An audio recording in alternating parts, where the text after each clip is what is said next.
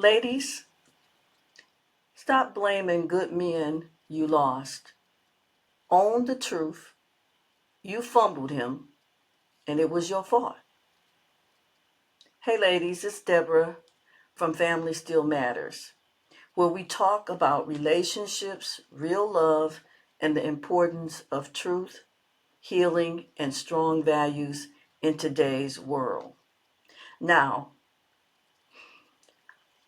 I've got something to say that some folks won't like, but it needs to be said.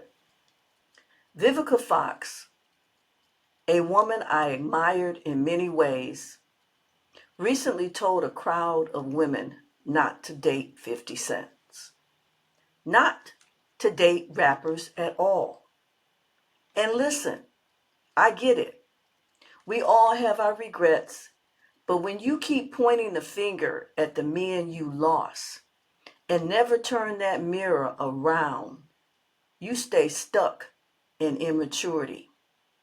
And listening to her go back and try to defend her position on Sherry's show, she made it even worse because she said, don't date them, play them. That's what happened. She played a man that had good intentions for her, and now she's played because she's the one alone. So today, we're going to talk about how women, especially those of us who are in our 30s, 40s, and beyond, need to stop blaming and start owning the part we played in pushing good men away. Sister, let me ask you this. Are you still angry at a man who loved you?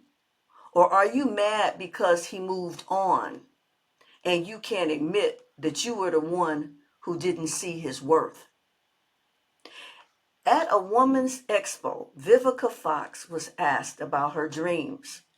And her response, don't date 50 Cent. Don't date no damn rapper. Now, I'm not here to bash Vivica, but I am here to bring clarity to her statement. But let's call this what it is. She wasn't talking about her dreams. She was deflecting. She once said 50 Cent was the love of her life, and she's still saying that. And now she's reducing him to a cautionary tale as well. Doesn't that sound a little fickle, ladies? We need to stop being fickle and wishy-washy. He's the love of your life, but now you reduce him to a cautionary tale. That's not healing. That's hiding behind bitterness. But she says she's no longer bitter. Let me begin. Let me bring this closer to home, because this is personal for me. Years ago, I dated a man who was kind. He was thoughtful. My parents loved him. He respected them, came around the family, and talked about marriage and children. He was athletic, handsome, and respectful. He was the whole package. But because he didn't have the flashy ambition I thought I needed, I let him go. I moved on to a man with a big title, an attorney. Now that looked like success, but he couldn't love me. He was sharp with his words, cold, conditional, distant, and very unforgiving. And the kicker, my ex, that good man, told me something no one else had the courage to say. He shared with me that your best friend is sleeping with that man you're dating, and you deserve better. He told me that. That shook me. And still, see, this is how we got to get our heads on right, ladies. And still, I was young, but still, no wisdom.